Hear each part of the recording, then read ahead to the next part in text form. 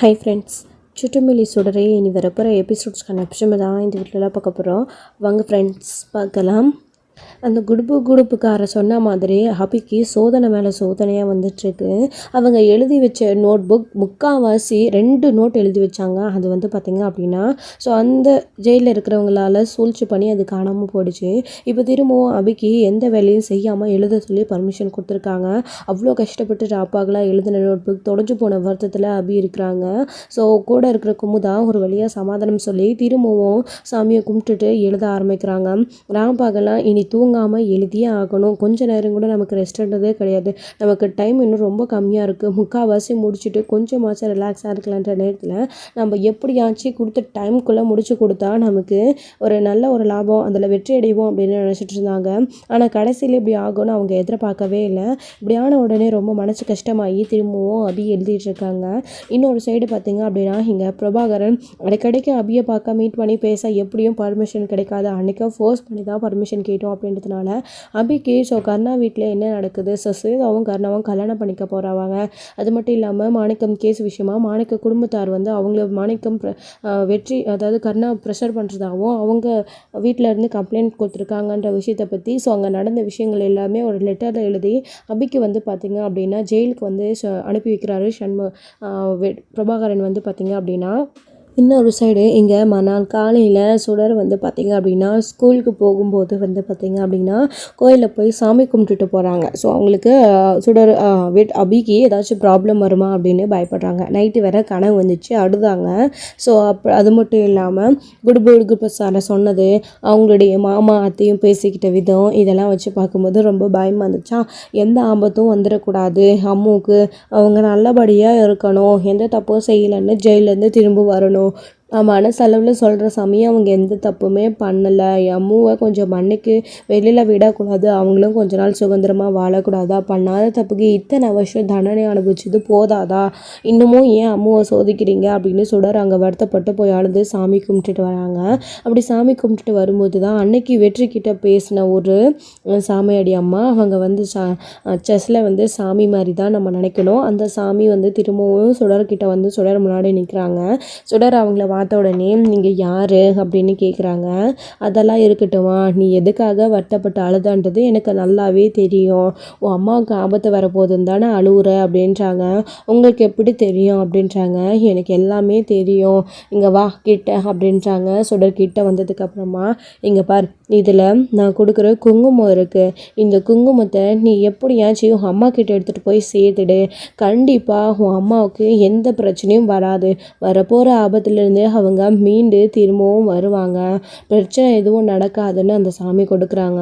அதை சுடர் நம்பிக்கையோடு அந்த குங்குமத்தை வாங்கிக்கிறாங்க. சாமிக்கு முன்னாடி வேறு என்ன இருக்குது, சாமியோட குங்குமம் தானே அப்படின்னு சாமி நினச்சா எதை வேணாலும் நடத்தி காட்டலாம்ல, நம்ம அந்த தெய்வத்தை மட்டுமே நம்புவோம் அப்படின்னு சுடர் நம்பிக்கிட்டு அந்த குங்குமத்தை வாங்கிக்கிறாங்க. அதை வாங்கி அவங்களோட பேக்குள்ளே பத்திரமா வச்சுக்கிறாங்க.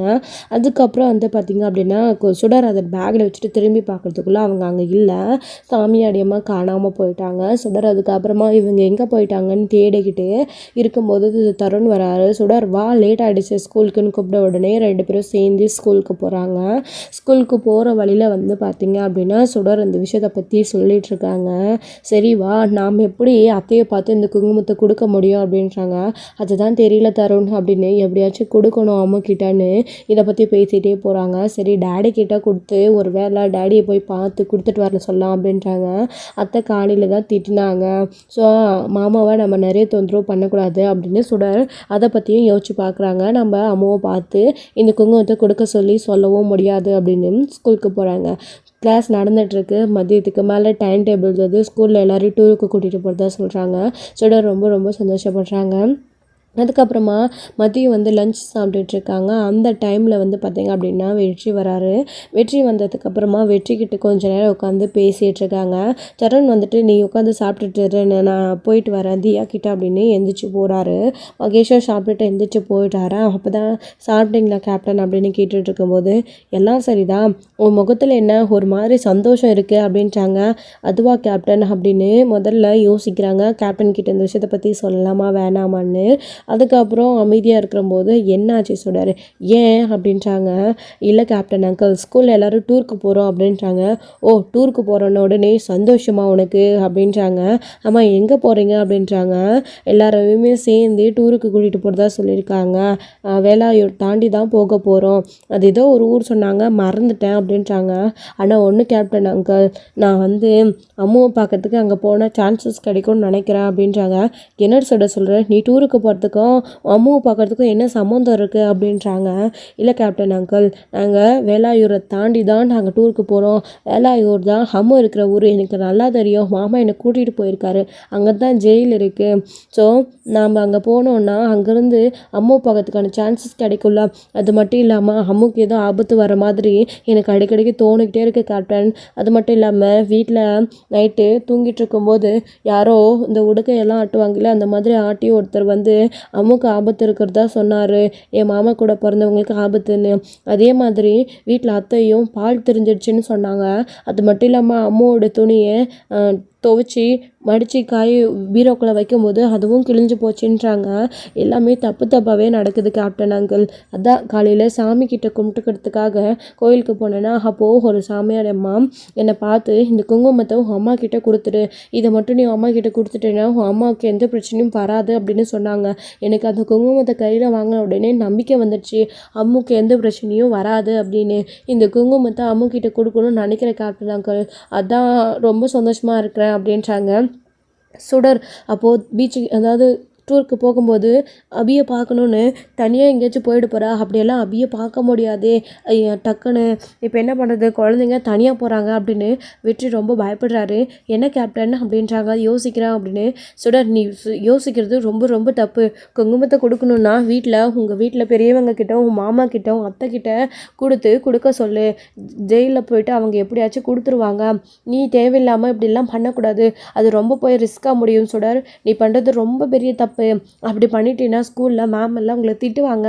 ஸ்கூலுக்கு டூருக்கு போகும்போது நீ காணாமல் போயிட்டீங்கன்னா எல்லாருமே உங்களை ரொம்ப திட்டுவாங்க அப்படின்றாங்க. இல்லை கேப்டன் அங்கிள் அது வந்து அப்படின்னு சுடர் நான் சொல்கிறத கேளு அப்படின்றாங்க. இல்லை அங்கிள் வீட்டில் மாமாவை அம்மாவை பார்க்க சொல்லி பர்மிஷன் கேட்கும்போதே அத்தை கோவப்பட்டு திட்டுனாங்க. அவர் இப்போ தான் சம்பாதிக்க போக ஆரம்பிச்சிருக்கிறாரு. தேவையில்லாமல் நீ அவரை தொந்தரவு பண்ணாதன்னு. அதான் அப்போ மாமாவுக்கு தொந்தரவு கொடுக்கக்கூடாதுன்னு நினைக்கிற கேப்டன் அங்கிள் அப்படின்றாங்க. சுடர் எல்லாம் சரிதான். அம்முக்கு எந்த பிரச்சனையும் வராது. கண்டிப்பாக வராது. நீ கவலைப்படாத. அதுக்காக நீ இந்த மாதிரி ஒரு டிசிஷன் எடுக்காத என்ன அப்படின்றாங்க. கேப்டன் அங்கிள் போக விட மாட்டேன்ட்டாரு. அதனால் இப்போதைக்கு இவர்கிட்ட தரின்னு தான் சொல்லி ஆகணும் அப்படின்னு. சரி கேப்டன் அங்கிள் அப்படின்னு சொல்லிடுறாங்க. அப்படி சொல்லிட்டு கேப்டன் வந்து நீ இந்த மாதிரி எதுவும் பண்ணாத என்ன டூருக்கு பத்திரமா போயிட்டு வா, நான் உங்கள் மேம் கிட்டே கண்டிப்பாக பேசுவேன் அப்படின்றாங்க. அங்கிள் அப்படின்னமோ உன்னை பத்திரமா பார்த்துக்க சொல்லி பேசுவேன் சுடர், நீ கவலைப்படாத அப்படின்றாங்க. அப்படின்னு சுடர் அதுக்கப்புறமா கேப்டன் கிளம்பி போயிடுறாரு.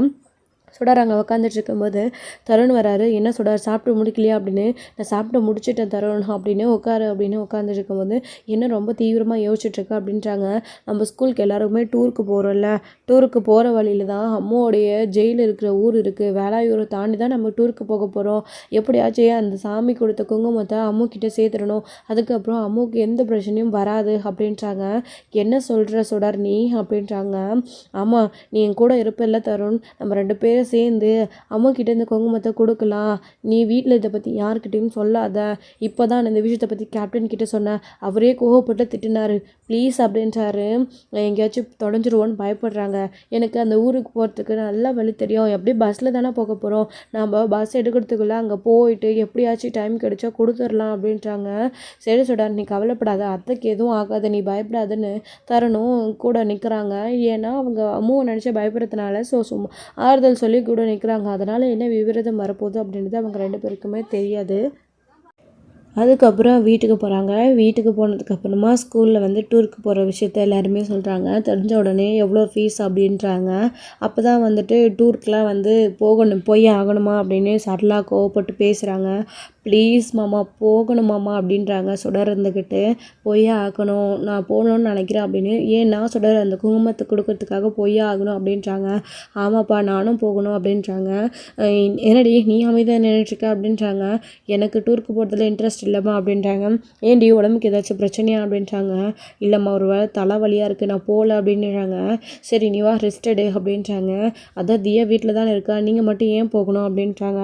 இல்லை நானும் வருவேன்னு பிடிவாதம் பிடிக்கிறாங்க இவங்க 2 பேரும் போவேன்னு. சரி குழந்தைங்க ஆசைப்பட்றாங்க போயிட்டு வரட்டும்னு சண்முகம் ஹலோ பண்ணிடுறாரு. வீட்டில் மகேஷும் விஷயத்த சொல்லி பர்மிஷன் வாங்கிக்கிறாங்க கேப்டன் கிட்ட. வெற்றி கிட்ட போயிட்டு நான் தருண் அதாவது சுடர் எல்லாருமே டூருக்கு போக போகிறோம் அப்படின்ற விஷயத்த சொல்லவும் ரொம்ப சந்தோஷப்படுறாரு. சுடர் என்கிட்ட இந்த விஷயத்தை பற்றி சொன்னாவே அப்படின்னு மகேஷ்கிட்டையும் வெற்றியும் பேசிகிட்டு இருக்காரு. அதுக்கப்புறம் டூருக்கு போகிறதுக்காக வீட்டிலேருந்து எல்லாம் ஏற்பாடை பண்ணி விட்ட உடனே வீட்டில் பாய் சொல்லிவிட்டு கிளம்புறோம் மாமான்றாங்க. பார்த்து பத்திரமா இருக்கணும் அப்படின்னு உடனே சரி ஓகேன்னு சொல்லிட்டு ஸ்கூலுக்கு போயிட்டு டூருக்கு கிளம்புறதுக்காக ஸ்கூலுக்கு கிளம்புறாங்க. ஸோ சண்முகம் வந்து அறியாமல் அனுப்பல, ஸ்கூல்லேருந்து ஆல்ரெடி அவருக்கு அதில் மெசேஜ் வந்துடுச்சு ஸ்கூல் டூர் கிளம்புறோம் அப்படின்னு. அதனால தான் வந்துட்டு அவர் அதுக்கப்புறம் அனுப்பி வைக்கிறாரு குழந்தைகளையும். இவங்க 2 பேருமே அந்த குங்குமத்தை சுடர் எடுத்துகிட்டு அந்த பேக்கில் எப்படியாச்சும் அம்மிக்கிட்ட கொடுத்துடணுன்னு அதை எடுத்துக்கிட்டு தான் போகிறாங்க. இன்னொரு சைடு இங்கே வெற்றி கூட்டிகிட்டு வந்து மகேஷை ட்ரா பண்ணுறாங்க. எல்லோரும் பஸ்ஸில் ஏறினதுக்கப்புறமா பாய் கேப்டன் அங்கிள் அப்படின்றாங்க. சுடர் நான் சொன்னது பத்திரம் சுடர் பாய் அப்படின்றாங்க பார்த்து. அதுக்கப்புறம் அவங்க மேம்கிட்டையும் அவங்கள பத்திரமா பார்த்துக்க சொல்லி வெற்றி சொல்கிறாரு. நாங்கள் அதெல்லாம் பார்த்துக்குறோம் நீங்கள் பயப்படாதீங்கன்னு கிளம்புறாங்க. போகிற வழியில் ஆட்டம் பாட்டம் கொண்டாட்டம் ரொம்பவே ஜாலியாக போயிட்டுருக்காங்க. சுடர் தருண் மகேஷ் எல்லாருமே ரொம்ப ஹாப்பியாக இருக்காங்க, ரொம்பவே ஜாலியாக இருக்காங்க. ஸ்நாக்ஸ்லாம் சாப்பிட்டுக்கிட்டே போகிறாங்க. அப்புறம் போயிட்டு பார்த்திங்க அப்படின்னா கரெக்டாக வந்து அவங்க ஸோ டீ குடிக்கிறதுக்காகவும் அது மட்டும் இல்லாமல் டிரைவர் சாப்பிட்றதுக்காகவும் அந்த இடத்துல நிறுத்துகிறாங்க. ஸ்கூல்லே வந்து காலையிலே வந்து பேரண்ட்ஸு சாப்பாடு கொடுத்து விட்டதுனால எல்லாருமே சாப்பிடவும் செய்கிறாங்க அந்த இடத்துல உட்காந்துக்கிட்டு.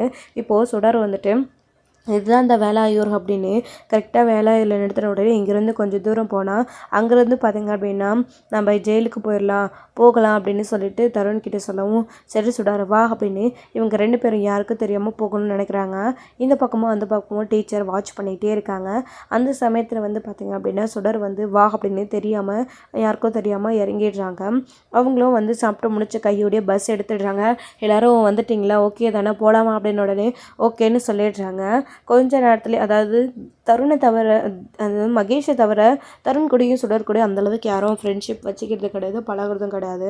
அப்படி போகிற வழியில் ஸ்நாக்ஸ் சாப்பிடணும்னு சொல்லிட்டு மகேஷ் வந்து கொடுக்கணும்னு நினச்சி திரும்பி பார்க்கும்போது தான் சுடரும் தருணும் இல்லாத விஷயத்த வந்து பார்த்திங்க அப்படின்னா அவங்க மேம் கிட்டே சொல்கிறாங்க. பஸ் எடுக்கும் போதே நான் அவங்கக்கிட்ட கேட்டேன்ல எல்லாரும் இருக்காங்கன்னு சொல்லிட்டு இப்போ இது இல்லைன்னு சொன்னால் நீ என்ன நியாயம், எங்கே போனாங்க அவங்க 2 பேரும் அப்படின்றாங்க. தெரியல மேம் இங்கே தான் இருந்தாங்க, அதுக்குள்ளே எங்கே போனாங்க அப்படின்னு ரொம்ப பயப்பட ஆரம்பிச்சிடுறாங்க. வண்டியை நிறுத்தின கையோட சண்முகத்துக்கு கால் பண்ணி சுடரும் தருணும் வேனில் மிஸ் ஆகிட்டாங்க, எங்கே போனாங்கன்னே தெரியல அப்படின்றாங்க. இதை கேட்டு சண்முகம் ரொம்ப துடிச்சு போகிறாங்க. என்ன மேடம் இது உங்களை நம்பி தான் அனுப்பணும், இப்படி சொன்னால் எப்படி அப்படின்றாங்க. தெரியல சார் நாங்கள் கேர்ஃபுல்லாக தான் இருந்தோம், அப்படி இருந்து எப்படி மிஸ் ஆனாங்கன்னு தெரியல, நாங்கள் தேடிட்டுருக்கோம் அப்படின்றாங்க. முதல்ல இன்ஃபார்ம் பண்ணதில்ல அப்படின்னு உடனே மேடம் என்ன சொல்கிறீங்க நான் கிளம்பி வரட்டுமா அப்படின்றாங்க. சார் நாங்களே தேடி பார்த்துட்டு உங்களுக்கு கால் பண்ணுறோம் அப்படின்னு உடனே சண்முகத்துக்கு கட் பண்ணிடுறாங்க. சண்முகம் ரொம்ப ரொம்ப வருத்தப்பட்டு இருக்கும். சரளா வந்து கேட்கவும் ஸோ சரளாக்கு விஷயத்தை சொன்னதே அவங்களும் ரொம்ப துடிக்க ஆரம்பிச்சிடுறாங்க. 2 பேரும் எங்கே தானுங்க போனாங்க, அவங்கள நம்பி தான் அனுப்பி வச்சோம், அவங்க பொறுப்பாக பார்த்துக்க மாட்டாங்களா, எங்கே போனாங்க அப்படின்னு ரொம்ப பயப்பட ஆரம்பிச்சிடுறாங்க 2 பேருமே. அவங்க பஸ் இறங்கின கையோடே வந்து பார்த்திங்க அப்படின்னா எந்த பக்கம் போகுதுன்னு தெரியாமல் ஸோ குருட்டு வாக்கில் யோசிச்சு சுடர் இந்த பக்கம் தான் நினைக்கிறேன் வா போகலான்னு சொல்லிட்டு போகிறாங்க. ரொம்ப தூரம் நடந்துட்டோம், கால் வலிக்குது சுடர் என்ன பண்ணுறது அப்படின்றாங்க. சரி அங்கே ஒரு வண்டி வருது லிஃப்ட் கேட்கலான்னு ஒரு வண்டி வந்து பார்த்திங்க அப்படின்னா வருது. அந்த வண்டிக்கிட்டே லிஃப்ட் கேட்குறாங்க. அந்த வண்டியில் லோடு ஏற்றிட்டு போகிற வண்டி. இப்படி கேட்ட உடனே அவருமே வந்துட்டு உங்களை பார்க்க பாவமாக இருக்குது, நீங்கள் எந்த ஊர் எங்கே போகிறீங்கன்னு கேட்கவும் நாங்கள் அம்மாவை பார்க்க போகிறோம், எங்களை நாங்கள் சொல்கிற இடத்துல விட்டுருங்க அப்படின்றாங்க. சரி ஏறிக்கோங்க அப்படின்னு சொல்லிட்டு 2 பேரையும் பார்த்திங்க அப்படின்னா அவரும் வண்டியில் உட்கார வச்சு ஏற்றிட்டு போகிறாங்க. இவங்களும் வந்து இன்னும் கொஞ்ச நேரத்தில் நம்ம அம்மு இருக்கிற இடத்துக்கு போயிடலாம், அங்கே போன உடனே நான் ட்ராப் பண்ணுற சொல்கிற வண்டி இறங்கி போகலாம், அம்முக்கிட்ட குங்குமத்தை கொடுக்கலான்னு சுடர் இப்படி ஒரு முடிவு எடுத்துட்டாங்க. இன்னொரு சைடு பார்த்திங்க அப்படின்னா இங்கே மகேஷ் வந்து ரொம்ப பயப்பட ஆரம்பிச்சிட்டாங்க. முதல்ல இந்த விஷயத்த வீட்டில் சொல்லணும், எப்படியும் அப்பாவுக்கு சொன்னால் அப்பா கோவப்படுவாருன்னு தெரிஞ்சுக்கிட்டு ஸோ வெற்றிக்கு சொல்லலான்னு வெற்றிக்கு கால் பண்ணவும் ஏன்னா இது புது நம்பராக இருக்குன்னு வெற்றி அட்டன் பண்ணுறாரு. ஹலோ அப்படின்றாங்க. அங்கிள் நான் மகேஷ் பேசுகிறேன் அப்படின்ன உடனே, சொல்லு மகேஷ், இது யாரோட நம்பரு, என்ன விஷயம், ஏன் பதற்றமாக இருக்குது அப்படின்னவும், அங்கிள் சுடரையும் தருணையும் காணும் அங்கிள் அப்படின்றாங்க. என்ன மகேஷ் சொல்கிற அப்படின்றாங்க. ஆமாம் அங்கிள், எங்கள் கூட தான் வந்துட்டு இருந்தாங்க, இங்கே வேளாயூர் வரைக்கும் எங்கள் கூட தான் வந்தாங்க. அங்கே சாப்பிட்றதுக்காக வண்டியை நிப்பாட்டினாங்க. சாப்பிட்டுட்டு எல்லாரும் வண்டி எடுக்கலாமான்னு சொல்லிட்டு கிளம்பி கொஞ்சம் தூரம் வந்து பார்த்தா சுடரையும் தருணையும் காணும் அங்கிள், என்ன பண்ணுறதுனே தெரியல அங்கிள் அப்படின்றாங்க. சுடருடைய மாமாவுக்கு வீட்டில் இன்ஃபார்ம் பண்ணியாச்சு, சுடரை காணோன்னு மகேஷ் ஃபோன் பண்ணி சொன்ன உடனே, நீ பயப்படாத மகேஷ், நான் வரேன், உடனே நான் வந்து பார்க்குறேன் அப்படின்றாங்க. சரிங்க அங்கிள்னு சொல்லிட்டு கால் கட் பண்ணிடுறாங்க. சுடர் சொன்ன மாதிரியே அவன் அம்மாவை பார்க்க இறங்கி போயிட்டா போல இருக்கு. அவ்வளோ தூரம் நான் சொல்லியும் சுடர் கேட்கல. அவள் அம்மா மேலே இந்த அளவுக்கு பாசத்தை வச்சுருக்கா சுடர் அப்படின்னு வெற்றி பார்த்தீங்க அப்படின்னா டேரெக்டாக வந்து அடுத்த நிமிஷமே கிளம்பி சுடரையும் தருணையும் தேடி கண்டுபிடிக்கிறதுக்காக போயிருக்காங்க. தன் பொண்ணுக்கு ஒன்றுனா தன் பொண்ணை காணோன்னா அவர் பயப்பட மாட்டாரா? சுடர் எங்கே போயிருப்பா, அபியை தேடி போகிறேன்னா அவளுக்கு சின்ன பொண்ணு, அவளுக்கு வழி தெரியுமா, அட்ரஸ் தெரியுமா, என்ன எதுன்னு தெரியாமல், அது மட்டும் இல்லாமல் ஜெயிலில் யாரையும் பார்க்க அலோவ் பண்ணவே மாட்டாங்க. சுடரும் தருணும் யாருக்கும் தெரியாமல் அங்கே இறங்கி போய் என்ன பண்ண போகிறாங்க, அடுத்து அப்படியே அங்கேருந்து ஊருக்கு எப்படி வருவாங்கன்ற ஒரு பயத்தில் வெற்றி வேகமாக கிளம்பி அவங்கள தேடி போகணும்னு சொல்லிட்டு போயிட்டுருக்காங்க. இங்கே இன்னொரு சைடு அவங்க 2 பேரும் போயிட்டுருக்காங்க. இவங்களும் பயந்துட்டு எல்லா இடத்துலையும் வந்து திரும்பவும் பஸ்ஸை ரிட்டன் திருப்பிட்டு வந்து அந்த இடத்துல சுடரோட ஃபோட்டோவை கட்டி எல்லா இடத்துலையும் விசாரிச்சுட்டு இருக்காங்க. ஸோ இதோட இந்த எபிசோட் வந்து முடிச்சிருக்காங்க. அடுத்தடுத்த எபிசோடில் என்ன நடக்க போகுது, வெற்றி சுடரையும் தருணையும் கண்டுபிடிப்பாங்களா, அதே சமயத்தில் அவருடைய மாமாவும் போயிட்டு சுடரை தேடி கண்டுபிடிக்க போகிறாங்களா, சுடரும் தருணும் எந்த ஒரு ஆபத்து இல்லாமல் வெற்றி கண்ணில் சிக்குவாங்களா, அவங்களை கண்டுபிடிச்சிருவாங்களா, அப்படி இல்லைன்னா அவங்க 2 பேரும் ஏதாச்சும் பிரச்சனையில் மாட்டிக்க போகிறாங்களா, என்ன நடக்க போகுது அப்படின்னு வெயிட் பண்ண நெக்ஸ்ட் வீடியோவில் பார்க்கலாம் ஃப்ரெண்ட்ஸ். தேங்க்யூ. இந்த வீடியோ உங்களுக்கு பிடிச்சிருந்தா லைக் பண்ணுங்கள், ஷேர் பண்ணுங்கள், கமெண்ட் பண்ணுங்கள்.